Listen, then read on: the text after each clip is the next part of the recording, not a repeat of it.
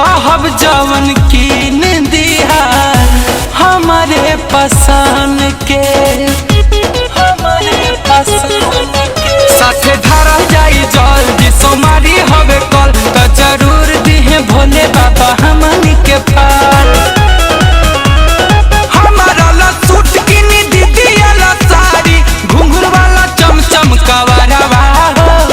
हमारा ला सूट किनी दीदी वाला साड़ी घुंघरू वाला चमचम कवरवा हो। गाड़ी लेके जी जाई ससुरारी साथे चली देवा घरवा हो। गाड़ी लेके जी जाई ससुरारी ले ले चली देवा घरवा हो। ले ले चली देवा घरवा हो। ले ले चली देवा घरवा हो।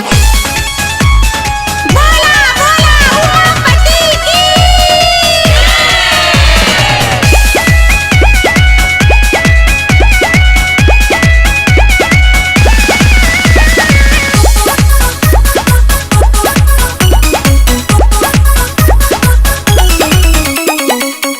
चढ़ते सावन जीजा बानी फलहारी भोला के दुआरी आसो करम जल ढारी।